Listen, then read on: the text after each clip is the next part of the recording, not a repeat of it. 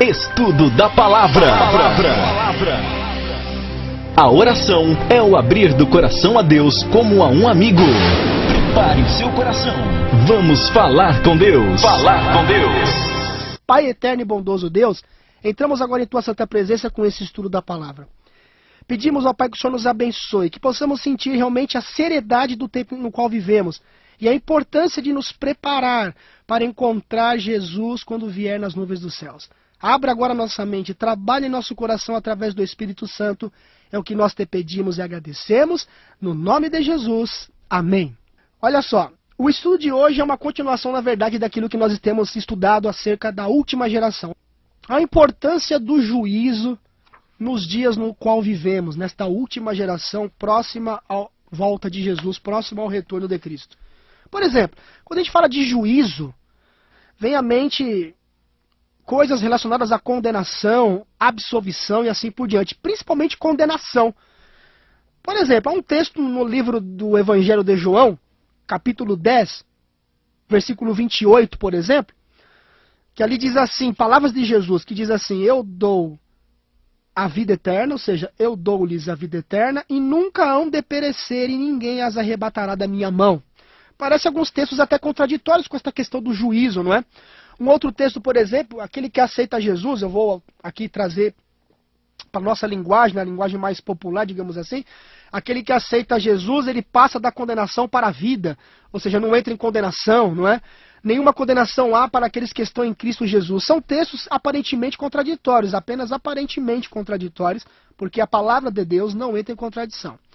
Mas quando nós analisamos todo o contexto bíblico, e é assim que nós temos que examinar as Escrituras, ainda mais hoje numa época de confusão, onde um ensina uma coisa, outro ensina outra, uma igreja diz assim, outra igreja diz assado, fica complicado muitas das vezes nós sabemos em que terreno pisar, não é verdade?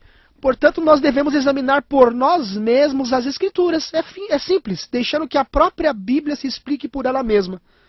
Quando nós analisamos, por exemplo, ali a ocasião daquela mulher adúltera, quando Jesus disse, onde estão aqueles que te acusaram?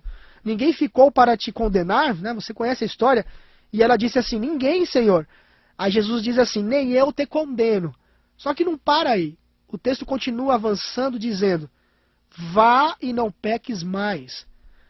Vá e não peques mais. Então veja que o plano da redenção não se resume em apenas o que Jesus fez por nós na cruz, mas também naquilo que ele faz em nós. E quando nós tratamos deste assunto acerca do juízo, ele entra no contexto também da santificação. Então não basta apenas aceitar a Jesus. Não basta apenas reconhecer que Jesus é o nosso Salvador. Se fosse assim, então a gente ia pregar o universalismo e a salvação para toda a humanidade, independente do seu processo de vida espiritual dali por diante, ainda que ela se perdesse. Obviamente que, como você é uma pessoa inteligente, você vai concordar que realmente não basta apenas esse primeiro passo de dizer aceitei a Jesus, estou salvo. Não é assim que funciona. Quando ali o apóstolo Paulo chegou ali para aquele centurião, não é? Depois que eles foram libertos da cadeia ali do presídio, ele disse, não te faças nenhum mal, estamos todos aqui. E ele perguntou, o que faço para ter a vida eterna? Ele, creia no Senhor, tu e a tua casa, não é?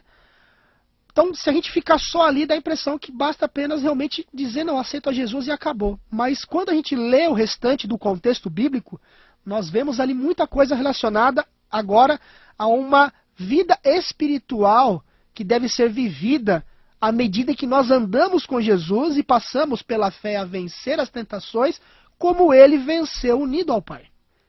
E a Bíblia é clara na primeira epístola de Pedro, capítulo 4, já lemos esse texto, mas vamos repetir porque ele é o texto-chave, digamos assim, para nós. Primeira epístola de Pedro, capítulo 4, versículo 17, claramente afirma, porque a ocasião de começar o juízo pela casa de Deus é chegada. Veja, ora, se primeiro vem por nós, qual será o fim daqueles que não obedecem ao Evangelho de Deus? Então você viu aqui, na primeira de Pedro 4,17, afirma claramente que haverá um juízo, haverá um julgamento antes que Jesus venha nas nuvens arrebatar a sua igreja. Certa vez um pregador conhecido no rádio e aos poucos aí na televisão também, disse que a doutrina do juízo investigativo, por que investigativo? Não existe esse nome na Bíblia, mas é óbvio que se há um juízo antes que Jesus venha, então o seu caso é investigado, é claro. Disse que é uma teologia terrorista. Então Pedro pregou teologia do terrorismo, porque ele afirma claramente aqui na Bíblia, não sou eu que estou dizendo, que a ocasião de começar o juízo pela casa de Deus é chegada, não tem para onde correr. E em Apocalipse capítulo 27, versículo 11 e 12, diz claramente que um dia todos os casos estarão decididos para sempre. Apocalipse 22, versículos 11 e 12 diz ali: continue o injusto fazendo injustiça. Continue o imundo ainda sendo imundo. O justo continue na prática da justiça. E o santo continue a santificar-se. O que se segue ao juízo? O contexto já diz no versículo 12 de Apocalipse 22. Vamos ler ali. E eis que venho sem demora. Aqui é a volta de Cristo, olha. E comigo está o galardão. Veja, por que está o galardão? Porque houve um julgamento. Para que haja agora uma recompensa, não é? Que tenho para retribuir a cada um segundo o quê? As suas obras. Então, meu amigo e minha amiga, vemos claramente que estamos vivendo em tempos solenes. Satanás, ele sabe que logo, veja só, o seu caso e o meu caso estará decidido para sempre, ou para a vida eterna, ou para a morte eterna. E ele quer que essa mensagem se perca nestes últimos dias, se perca nesta última geração. Por isso que hoje é moda ser cristão. Para Satanás hoje está tudo bem, ele até gosta, é moda ser cristão, é moda ser evangélico. Basta dizer que aceitou a Jesus, que Jesus me salvou e acabou. Mas o evangelho, o plano da salvação não se resume apenas nisso. Vai muito além disso. Vai além daquilo que Jesus fez na cruz. Penetra o santuário celestial onde Cristo, de acordo com o livro de Hebreus, é o nosso sumo sacerdote realizando essa obra de juízo. Eu queria começar então com você hoje um estudo mais aprofundado com perguntas e respostas. Quando a gente realiza estudos com perguntas e respostas, isso abre mais a nossa mente para entender melhor a palavra de Deus, não é verdade? Vamos começar esse estudo, que não será terminado, é claro, hoje, mas depois nós vamos terminar. Porque eu quero ainda contextualizar com a importância também, nesse contexto de juízo, a importância de confessarmos os pecados pelo nome, ainda enquanto há graça para nós, ainda enquanto há salvação. A primeira pergunta do nosso estudo de hoje é: que certeza temos de que haverá um julgamento? Que certeza temos de que haverá um julgamento? Eu vou passar o texto, você anota no rascunho aí, depois você confere com a sua Bíblia. Atos, capítulo 17, versículo 30 e 31. Atos 17, 30 e 31. Mas Deus tem determinado um dia em que, com justiça, há de julgar o mundo. Você está entendendo? Então a Bíblia é clara ao afirmar, além dos textos que nós lemos anteriormente, que Deus tem reservado um dia. Ele tem um dia reservado para que ele há de julgar o mundo com justiça. E a pergunta número 2 é a seguinte: estava o juízo ainda no futuro? Ao tempo de Paulo, por exemplo, estava o juízo ainda no futuro? Ao tempo de Paulo? Olha só o que diz Atos 24, versículo 25. Livro de Atos, capítulo 24, versículo 25, diz assim: e tratando ele da justiça, e da temperança, e do juízo vindouro, veja, e do juízo vindouro, Félix, espavorido, e aí continua lá o restante do texto. Tá? Eu estou lendo aqui só as partes principais, depois você que está anotando os textos, você leia todo o restante aí. Então, veja que Paulo ele apresenta o juízo no futuro, por isso que diz que a hora de começar o juízo pela casa de Deus é chegada. Veja, 1 de Pedro 4,17.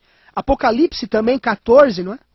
Apocalipse 14, versículo 7, também diz ali, ó: temei a Deus e dai-lhe glória. Apocalipse 14, verso 7. Pois é chegada a hora do quê? Do seu juízo, olha só. Então esse juízo foi apresentado como estando no futuro. Então em algum momento, esse juízo ele é iniciado. Obviamente que como nós lemos em 1 de Pedro 4,17, que diz que começa pela carta de Deus, obviamente que ele tem a sua primeira fase. Daí o nome juízo investigativo. Não existe esse nome na Bíblia. Mas a essência disso existe na Bíblia. Por quê? Porque é óbvio que se ele vem para retribuir o seu galardão a cada um segundo as suas obras, deverá ter havido um juízo. Um juízo investigativo, é claro. E quantas pessoas, pergunta número 3, quantas pessoas deverão enfrentar este juízo? Quantas pessoas deverão enfrentar este juízo? Na segunda, primeiro eu vou ler o Eclesiastes, tá? Eclesiastes capítulo 3, verso 17, diz assim, ó, eu disse no meu coração, Deus julgará o justo e o ímpio. Então todo mundo vai ser julgado. Veja, o justo vai ser julgado, o ímpio vai ser julgado. No decorrer do nosso estudo, que não termina hoje, continua no próximo domingo, e vai assim até terminar, a gente vai ver em que fase cada grupo vai ser julgado. Em que fase o justo vai ser julgado, e já estamos vendo que o justo é julgado na primeira fase, que é o juízo investigativo, em que fase o ímpio é julgado e assim por diante. E também na segunda de Paulo aos Coríntios, capítulo 5, versículo 10, segunda de Paulo aos Coríntios, capítulo 5, versículo 10, diz assim, porque todos devemos comparecer ante o tribunal de Cristo. Olha, todos, todo mundo. Para que cada um, olha aqui, ó, para que cada um receba segundo o que tiver feito por meio do corpo, ou bem ou mal. Então, não importa o seu grau de escolaridade, não importa a posição que você ocupa aqui neste mundo, se você é uma pessoa pobre, se você é uma pessoa rica, se você é presidente, se você é governador, se você é prefeito, se você é leigo, se você é pirueiro escolar, né? se você é taxista, se você é isso, não importa quem você seja, um dia todo mundo comparecerá diante desse tribunal. Amém? E é algo solene. Não importa a posição. Não importa se a pessoa é importante, se não é, não importa. Se é jogador de futebol, se é famoso, não importa. Um dia essa pessoa ela vai comparecer perante Deus. E não escapa nada. Não escapa ninguém. Nada. Eu quero aqui ler um pensamento. Eu quero ler aqui um pensamento. Mas antes desse pensamento, eu quero ler mais uns 3 textos e aí eu vou ler um pensamento aqui. Já para a gente ir fechando a parte de hoje, pelo menos, e continuando no próximo domingo. Quarta questão. Que motivo apresentou Salomão para insistir em que todos temam a Deus e guardem seus mandamentos? Em Eclesiastes, capítulo 12, versículo 14, Eclesiastes 12, 14 diz assim, ó, porque Deus há de trazer a juízo toda a obra, e até tudo o que está encoberto, quer seja bom, quer seja mal. Então, tudo que você faz. Conheça as pessoas daquilo que você faz, ou não conheça elas daquilo que você faz, tudo será trazido à luz, será trazido a juízo. É algo realmente forte, algo impressionante. E em Daniel, capítulo 7, versículo 9 e 10, Daniel 7, versículo 9 e 10, respondendo à pergunta, que visão da cena do juízo foi concedida a Daniel, o texto diz assim, ó, e continuei olhando até que foram postos uns tronos, e um ancião de dias se assentou. O seu vestido era branco como a neve, e o cabelo da sua cabeça como a limpa lã. O seu trono chamas de fogo, e as rodas dele fogo ardente. Um rio de fogo manava e saía de diante dele. Milhares de milhares o serviam, e milhões de milhões estavam diante dele. Assentou-se o juízo, e abriram-se os livros. E corroborando com essa questão, eu vou ler pelo menos mais um texto aqui, dentro da pergunta, pelo que serão todos julgados? Pelo que serão todos julgados? Apocalipse 20, versículo 12, diz assim, ó, e abriram-se os livros, e abriu-se outro livro, que é o livro da vida. Então veja que há outros livros além do livro da vida. Veja, existem outros livros, não apenas o livro da vida, mas outros livros além do livro da vida. Abriram-se os livros, e abriu-se outro livro, que é o da vida, e os mortos foram julgados pelas coisas que estavam escritas nos livros, segundo as suas obras. Muito bem, nós sabemos que este juízo, ele vai acontecer. Queira as pessoas ou não, ele vai acontecer. Eu quero ler um pensamento para você ver a seriedade, dentro, é claro, de todo esse conceito de juízo, de todo esse contexto de livros e de atos meus e seus que estão ali registrados, ele se encaixa muito bem com esse pensamento que eu vou ler aqui para você. Nós vamos então aqui ler alguma coisa sobre isso. Veja só que pensamento importante e solene. Há também um relatório dos pecados dos homens. Se abriram-se livros, além do livro da vida, obviamente que existe o livro de iniquidade, onde os pecados estão registrados. Claro, Deus tem um registro. Como diz a Bíblia, porque Deus há de trazer a juízo toda obra e até tudo o que está encoberto, quer seja bom, quer seja mal. De toda palavra ociosa que os homens disserem, hão de dar conta no dia do juízo. Disse Jesus: por tuas palavras será justificado, e por tuas palavras será condenado. Então nós lemos aqui Eclesiastes 12:14 e Evangelho de Mateus 12:36 e 37. E continua. Os propósitos e intuitos secretos, escutem, os propósitos e intuitos secretos aparecem no infalível registro, pois Deus trará à luz as coisas ocultas das trevas e manifestará os desígnios dos corações. 1 Coríntios 4, versículo 5, não é?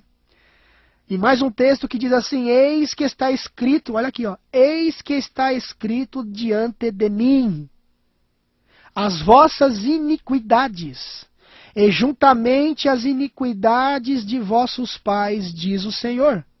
Isaías, capítulo 65, versículos 6 e 7. Então veja que, de fato, tudo está registrado. Mas vamos continuar mais para entender como é que funciona? Vamos continuar, veja bem. Olha só, continuando. A obra de cada ser humano passa em revista perante Deus neste julgamento. E é registrada pela sua fidelidade ou infidelidade. Continua a leitura do pensamento aqui, ó. Ao lado de cada nome, nos livros do céu, estão escritos com terrível exatidão toda má palavra. Olha aqui, ó. O que está escrito então agora lá, ó? Toda má palavra, todo ato egoísta, todo dever não cumprido, todo pecado secreto, toda má palavra, todo ato egoísta, todo dever não cumprido, todo pecado secreto, juntamente com toda artificiosa hipocrisia, advertências ou admoestações que foram enviadas pelo céu e que foram rejeitadas, e que foram negligenciadas, momentos desperdiçados, oportunidades não aproveitadas, influência exercida na mente das pessoas para o bem ou para o mal, juntamente com seus resultados de vasto alcance, tudo é relatado nesse julgamento. Tudo está ali o quê? Tudo está relatado. Queridos irmãos, nós estamos vivendo hoje nos momentos finais da história deste mundo. E quando você ouviu esse estudo, talvez você até pensou assim: puxa vida, eu estou perdido ou perdida. Mas eu não quero deixar você triste, desanimado ou desanimada, apavorado ou apavorada. A Bíblia diz que nós temos um advogado junto ao Pai, Jesus Cristo justo. E lá diz assim: digo-vos isso para que não pequeis, se todavia pecar. Se você de repente tenha cometido algum pecado, se você de repente tem tido algum deslize, se você tem substituído as coisas espirituais, as coisas que na verdade vão servir de fato para transformar o seu caráter, já para a atmosfera celestial, se você tem substituído essas coisas pelo futebol, pela Copa do Mundo, Copa das Confederações, passatempos frívolos, tudo aquilo que é destituído de valor espiritual, tudo aquilo que não vem colaborar em nada para a transformação do seu caráter. Ou seja, qualquer tipo de situação que você sabe que não se encaixa com a transformação do caráter, qualquer coisa que você sabe que se você parar para pensar e perguntar o que Jesus faria no meu lugar, ele faria isso? Ele usaria isso? Ele beberia isso? Ele comeria isso? Ele agiria assim no meu lugar? Tudo aquilo que você sabe que não está em harmonia com a atmosfera celestial, porque como temos falado aqui, nesta série A Última Geração ela vai provar para todo o universo, através da graça de Cristo, através da natureza humana unida à natureza divina de Cristo, vai provar para todo o universo que ainda na natureza caída, enfraquecida pelo pecado, é possível resistir à tentação e guardar a lei de Deus pela fé. Quando a igreja de Cristo, quando eu falo igreja, eu não falo que todo mundo vai se converter, não é falsos reavivamentos que a gente anda vendo por aí dizendo que o Brasil é de Cristo, que São Paulo é de Cristo, que o mundo é de Cristo, mas o tema principal, que é a vitória sobre o pecado, e a confissão dos pecados, o arrependimento verdadeiro e mudança total de rumo para entrar na atmosfera celestial, não é esse reavivamento e reforma que eu falo. Quando eu falo de igreja de Cristo, é aquela igreja no sentido de pessoas sinceras que irão de fato abraçar a verdade. Se você não está em harmonia com alguma coisa, eu convido você a ir até Jesus neste momento. Amém? Aquele que está hoje lá no céu. Aquele que cada vez que você se arrepende de verdade de um pecado e confessa pelo nome e pede para que ele o ajude a vencer a tendência que você de repente tem para o pecado, ergue as mãos com as marcas dos cravos e diz ao Pai, Pai, o ancião de dias no caso, né? Deus é o ancião de dias, Jesus é o nosso advogado. Pai, este eu gravei na palma da minha mão.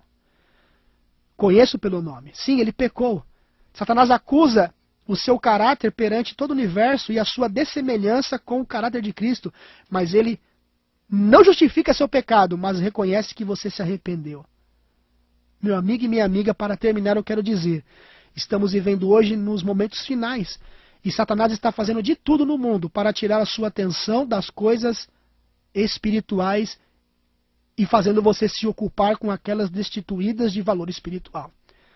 Não perca a salvação por nada, não perca a salvação por nenhuma besteira. Vá a Jesus enquanto há tempo. Em breve o seu nome será passado lá no tribunal celestial.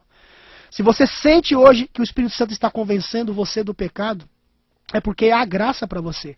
É porque ele ainda intercede por você.